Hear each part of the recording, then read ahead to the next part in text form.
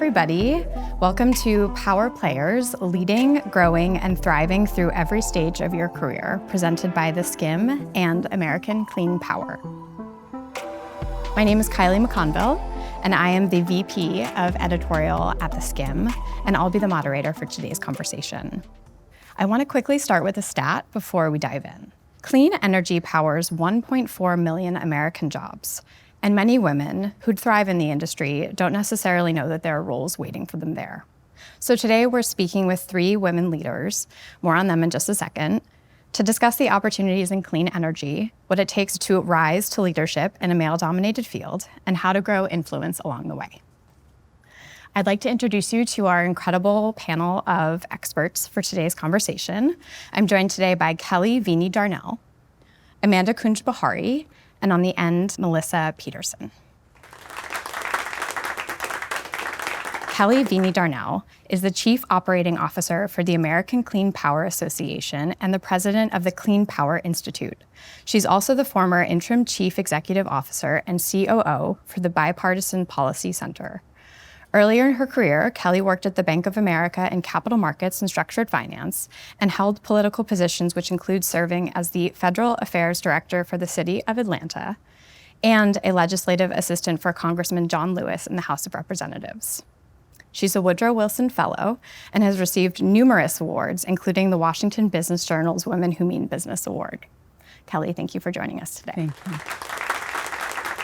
Amanda Koonjbeharry is the Public Affairs Manager at Leeward Renewable Energy, where she leads public affairs strategy across a 40-plus project portfolio of utility-scale solar, wind, and battery storage assets in construction and operations. A public affairs strategist, storyteller, and speaker, Amanda's career spans government, nonprofit, and corporate leadership. She also holds dual master's degrees in social work and public policy from the University of Minnesota. In her work, she leads through complexity, builds trust in high-stakes environments, and stays grounded in the communities and causes she serves. Amanda, thanks for being here. Melissa Peterson is the president of America's Onshore and America's Country Manager at Ørsted, where she leads all aspects of the company's onshore operations. Since joining the company in 2019, Melissa's climbed the senior leadership ranks, including positions as head of power marketing and origination, head of Power to X, and head of onshore development. Melissa, thanks so much for being here. Thanks for having me. Before we dive in, I do want to open the conversation with a very quick rapid-fire question to warm everybody up.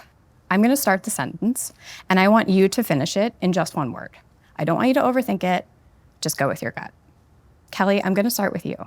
Advocating for yourself looks like blank. A boss. Melissa, advocating for yourself looks like? Committing to my goals. And then Amanda, advocating for yourself looks like? Respecting my boundaries. I love that you all respected that it was going to take more than one word to get us there. Yeah. The next question that I have for you comes straight from the Skimm's audience. Skimmers on Instagram voted and want to know, how can clean energy leaders change the future of sustainability? Melissa, I'm going to start with you here. Yeah, that's a great question. I think one of the things we as leaders can do is really advocate and create diverse teams, which ultimately creates a better outcome for the industry as a whole. So I think that's one thing that we have the power to really influence and impact is the people that we're bringing onto our teams and into our organizations that have different thoughts, different perspectives, and different visions to really help grow and shape this industry moving forward. Amanda, what about you? How can clean energy leaders change the future of sustainability? It's a great question, and so really glad the audience came up with this. I look at it from a couple of different angles. So being a public affairs manager, we are in communities kind of on the ground all the time. And so we're thinking a lot about our land stewardship efforts. And from a physical environment standpoint, what can we do to create more sustainable efforts? So maybe apiaries, having pollinators, sheep grazing, which is really fun and cute. But different ways that we can do that in the environments and communities that we're a part of and call home as well. And I think about it too from a corporate standpoint. There's so many things that we can do inside of our organizations to have a more sustainable environment and individual things that we can do every day I was talking to folks about composting over the course of the conference. And so there's just little micro ways that we can embed sustainability into our own lives and into the communities we serve. And a lot of times we do great economic development work in the communities that we're in. So all of those pieces aid in the infrastructure and the sustainability of that as well. Kelly, bring us home. How can leaders change the future of sustainability? Well, for me, it's the whole reason we have women here at Empower. It has been my singular focus is really bringing more diverse voices into this industry. And so as we sit in a position of power to be able to do that, it's bringing awareness, it's bringing more women into the industry, it's bringing people of color into the industry. And I think just the more we talk about it, the more we open it up, the more we bring awareness is the way. I love that. Now I want to get a little bit more specific.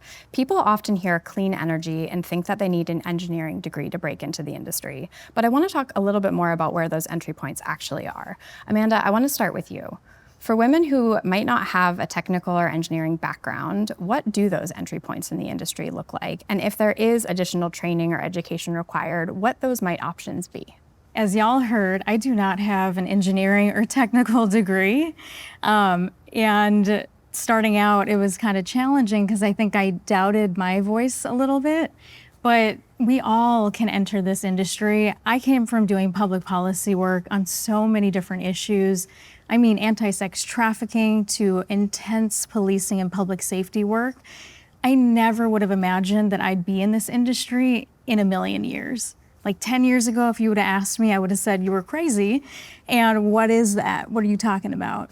So I think I am a testament. I think Kelly is a testament that there are so many avenues. And I think about, HR is a great avenue. Folks in government affairs or public affairs like myself. Legal is a huge opportunity there. Finance as well. So there are so many ways that you can break into the industry. And so many of your skills are transferable and they will help in aiding to solve a problem in the clean energy industry. So we are welcoming everybody. Awesome. Kelly, what would you add to that? I mean, I've been in the industry for a short time, and I'm a lawyer by training, also a master's in public policy. I've had 5 different careers, and this is by far the best thing that I've ever done. This has been, which is why I get so excited, because I want everyone to know what we're doing. I also think this industry is a place where I feel really safe. In this environment, in this political environment where we're looking for safety in some place where we can thrive, I feel like this is an industry where you can do that. And so, as Amanda said, they're HR, they're back office, it's finance, it's legal, it's so many things. And even if on the business side of developing and those more technical, they're not all engineers. And so we should not let that scare us from wanting to be in the industry because there's just so much opportunity. Melissa, I'm curious for your perspective here. What would you add to that? Yeah, I mean, I think I agree with both of these ladies here. I've been in the industry for about 20 years. I also do not have a technical or engineering background. I'm a biologist by training, and I actually sat out in the field watching how birds migrated around before I came into this industry, so not really 100% applicable. But I think there's a couple things you can do if you're interested in getting into it, right, and you don't know where to start. Really just look at what skills do you have. Are you a good storyteller? Are you really organized? Are you good at project management? And start to think through those, because all of those skills are things we can use in different parts of this industry. Even if you don't have the background before, those skills are incredibly transferable. We have a great example. I know of a woman who was hired into a procurement group, which procurement might sound scary. You're buying big wind turbines, you're buying solar panels, can feel very technical. Before she came in, she was a wedding planner. She was really, really good at keeping cool under crisis, which is a great wedding planner skill, and also something you need when you're doing high cost, high dollar negotiations with procurement.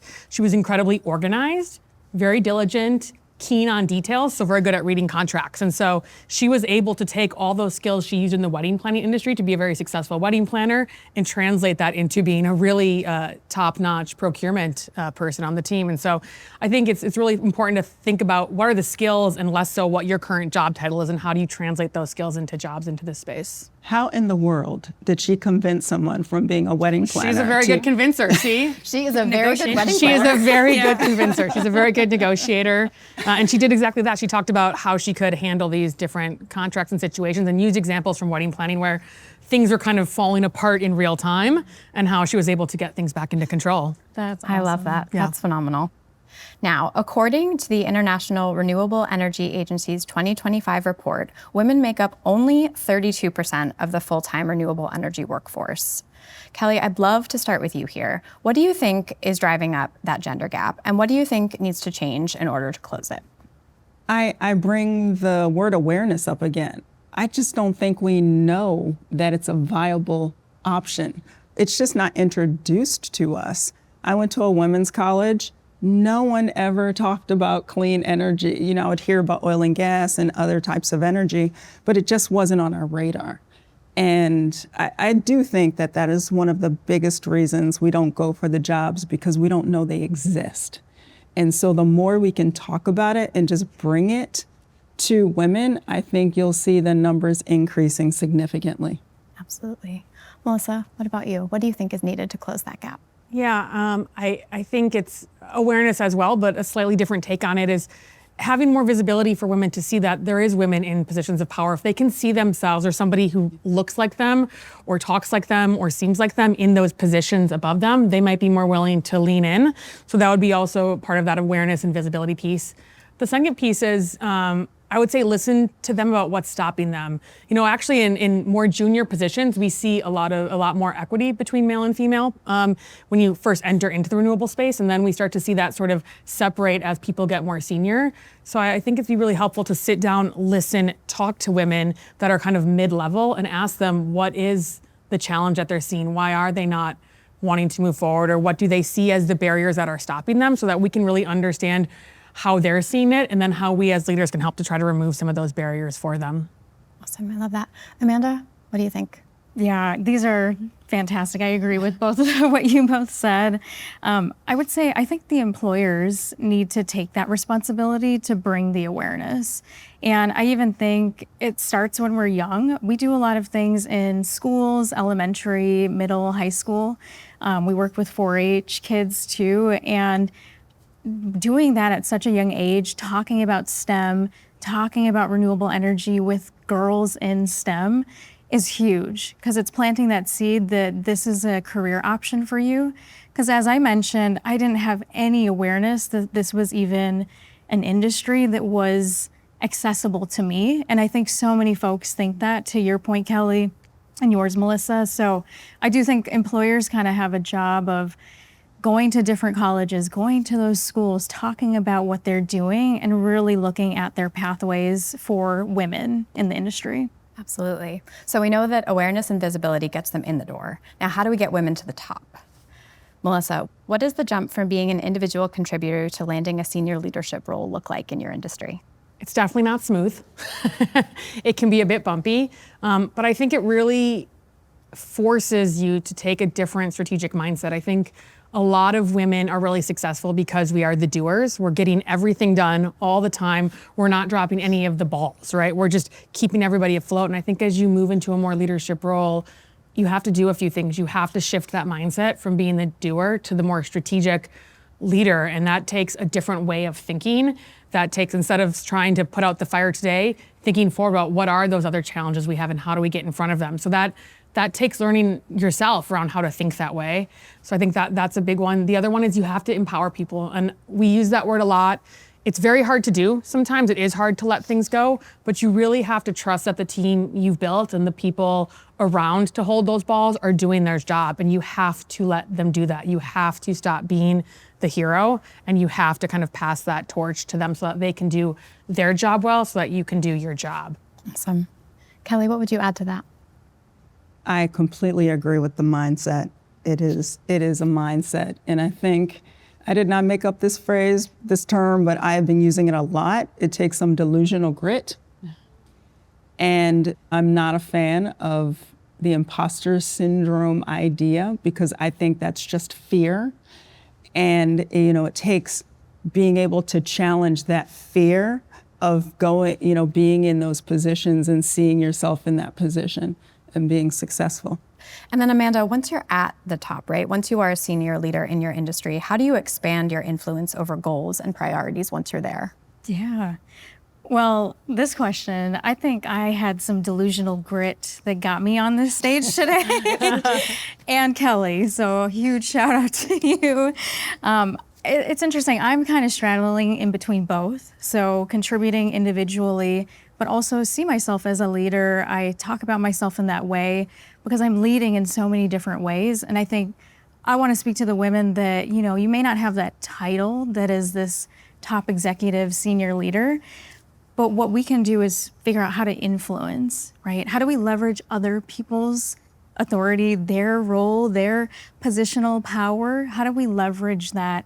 And so a huge part for me is figuring out how can I leverage that in an authentic way so we all can achieve a mutual goal. And I think the power of relationships for me has been literally the catalyst in my career. It's helped me get on boards. It's helped me lead in the community. And even though I may be in a different level at LRE, I am still leading on the projects that I have. I'm influencing the culture there and influencing different groups and different people and our senior leaders as well. So I know I didn't quite answer that question, but I wanted to speak to those folks that are kind of where, I am in that same journey as well. Absolutely. Can I follow up with course. Amanda? Because I met Amanda last year at a conference, and she was really forthcoming with saying, this is who I am, this is what I want to do. And that was it. She just introduced herself and kind of talked about herself. And so since that time, it's been Amanda and staying in touch and building relationships, not just within our company, but across the industry. And so what that meant was like, hey, let me make sure I can get you on a panel. Hey, let me make sure you're on this committee. Hey, let me do this, which is hopefully raising your profile, but it's just taking that one step to let people know this is what I want to do and this is where I want to be. Because if you stay silent, no one can help you get there. And Kelly is a boss. Let me just say that. She's a definition of a sponsor. I think your point's really valid though, Amanda, and just to make sure everyone hears that you can lead from all levels. Yes. And I think that's what we want people to hear is you can sit in a top leadership position or you can be very new to this industry. You have influence and you can lead across whatever level, of your career you're in. So I think that's just a really important takeaway. Absolutely. And I feel like seeing yourself in a field, whether you're a wedding planner who's lobbying for a better role or somebody who just knows I want to be in that room, I feel like, making your voice heard is something that I'm hearing from all of you and I really love. So before we run out of time, I do want to end today by hearing what makes you all passionate about your work. So Melissa, I want to start with you. What's the most exciting thing about the clean energy sector right now?